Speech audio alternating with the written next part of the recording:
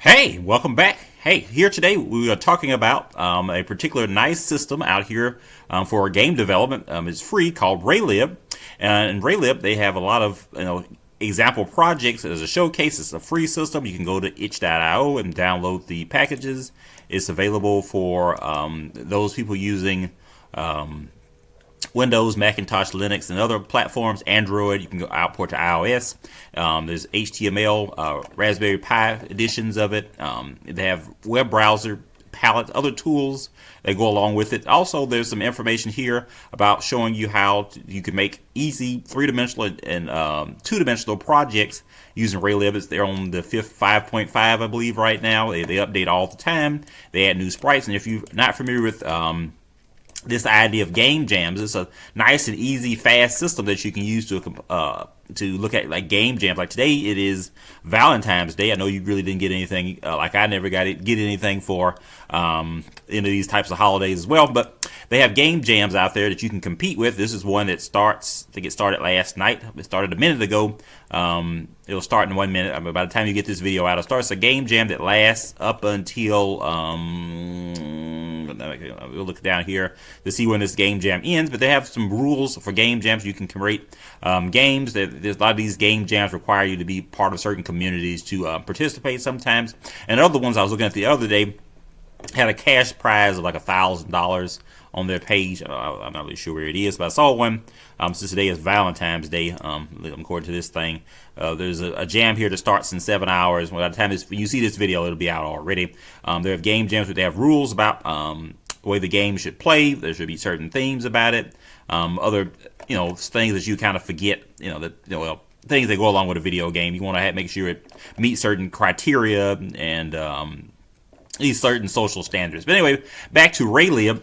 There are a lot of tools out there that you can use itch.io for also producing, have free game projects and other resources. I make resources all the time, and you can make your game projects, and you can even sell your own games on these types of platforms. But anyway, with that being said, if you download raylib, and it'll ask you or prompt you to get the installer, I believe you can do something different in Linux I think they pick which installer you get. But anyway, once you download it, all right, it'll be an install file there, but they have examples that actually run on inside the web page. I'm pretty sure you've seen my other course on one-on-one raylib programming and other systems out there. They're on other platforms, but you can. It has support for joystick controls. You can, if you have a controller plugged in, they read natively in the web browser using tools like Inscription, as we'll talk about later.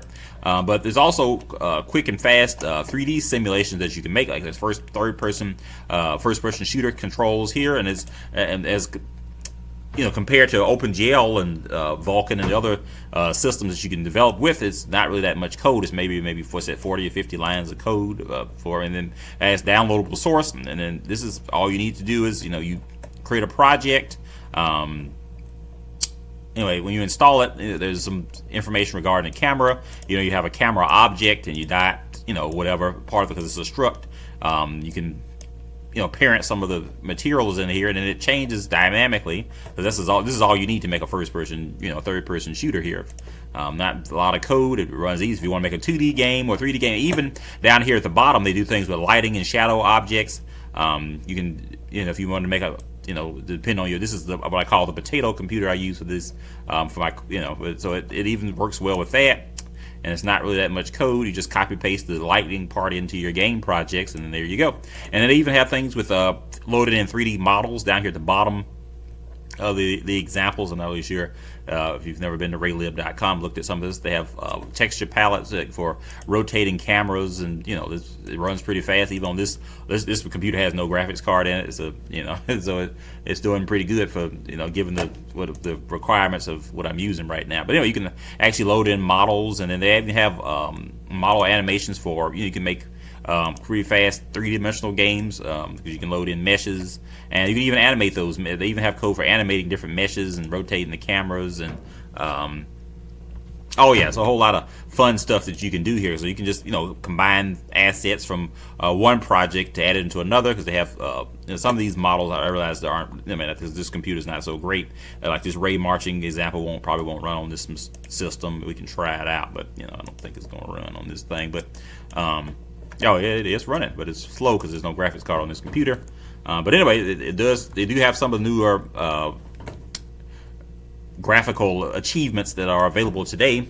This is not the computer graphics course, as I tell everybody, but they do run on systems with the particular correct hardware. So they have running web-based examples that you can test out and use on your own. Also do things like fractals, and they have other creating skyboxes and these dynamic lighting inside of at least a model. And so you can do a lot if you want to make your own game projects or whatever pretty fast. Not a lot of code here, as you see. This is that's if you can just copy paste and look over that. It's a pretty good system there for you to use in development for your little projects. But anyway, after you get it installed, I'm gonna go to my desktop.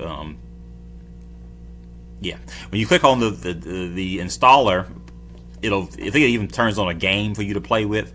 That'll load up in a minute. I mean, this is not the math course. It's not the Game Boy programming course. This is not we're just doing things raylib for right now.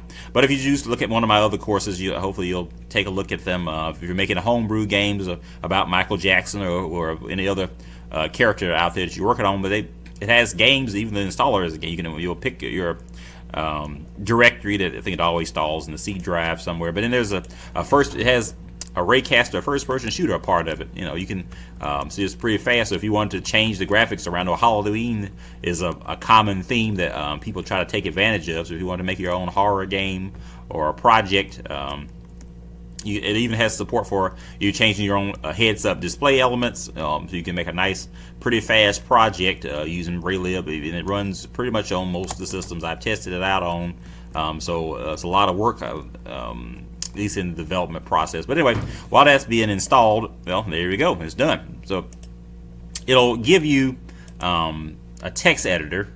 It's not. This is the internet. It's not. You'll have to have like a Notepad, Note++. Installer. If you don't have it, you have to put it somewhere else. But anyway, you have to go find it, Notepad++, and then you have to associate the files for raylib with the Notepad editor to use it. But I usually program inside the terminals on Linux or another operating system, so I really don't use that. But anyway, it's a pretty nice system there. But they have also cheat sheet material here, so if you need to know all the function declarations and other material for math, all the API information is here, and it's also downloadable. They tell you how to create shapes and other geometric primitives, and they create object for these. They've listed each module as with some type of acronym, R shapes or R. I have a book on this somewhere out there you can find somewhere on the web, but our textures and everything associated with the text and font, and anything associated with the models is R models. And so they have a pretty good description about how to use each one of these things, how to get the for each one of the mesh objects, or the each one of the, like the torus and the cone, and generating height maps and mesh height maps and stuff. And then they have all the information there that you can take a look at. And it also, with that, there's games that you can actually test out on either run in your browser, like Snake, and you can test it in they run pretty fast, and it actually gives you the structuring of how to create a game loop inside of your projects. And you can go to their source repository, and you look at all the the code and all the things they use. And some of the people use the more modern C++ way of doing things, like using if define, and each this here is how they load in scripting. So you have to define in scripting set main loop, and then they put in the argument for the main loop function there. But anyway, yeah, it's a lot of nice stuff here, and they also have a lot of examples out there. A lot of people make numerous projects. I was working on a Grand Theft Auto style game for a different course using this system. Maybe I'll get back to doing it and show you what's going on in a future video. But anyway, it's Valentine's Day, so hopefully you're having fun and learning how to play video games and making things. So anyway, so it's a lot of good game. We'll just look at some of these game jams before we get out of here. There's game jams for just today is Valentine's Day. There's a lot of game jams. A lot of these game jams run for sometimes until the end of the month or to next month. And there's also future jams coming out. And some of them you can, I'm not sure if you can even look for them for prizes. Some of them, if you go back to the main page on itch.io under game jams, I'm not sure if this is the right place to do this.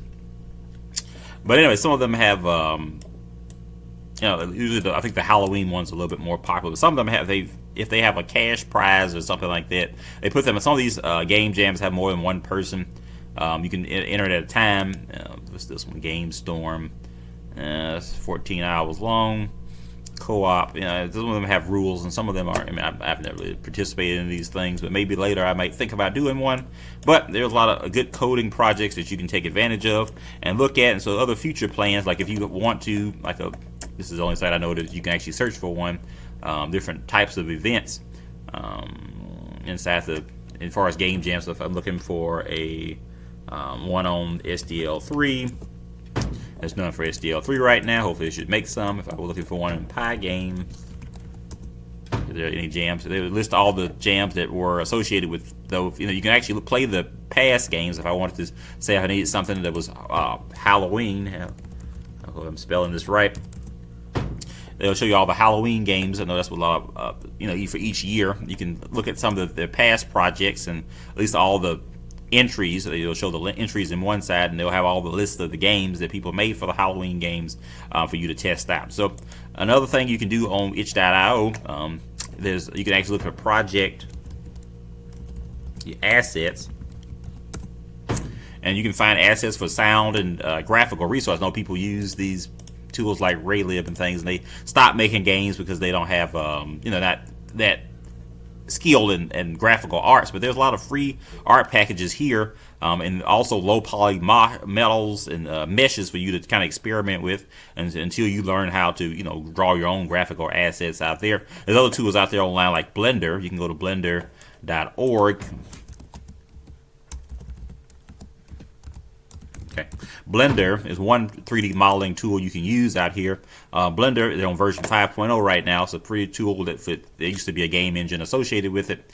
You can download for free, and I think it's a 1 gig download size. But you can also make cinematics with it and texture paint and actually do modeling and a few other little things with point clouds and other virtual reality and things like that, rigging and storyboard artists and other kind of things that people do. And there's another one out here that I thought was cute, was Blockbench. And Blockbench is a tool that people use. It runs in the browser. It's a 3D model. It runs inside the browser that you can use to make your own Minecraft style models. There's contestants and other.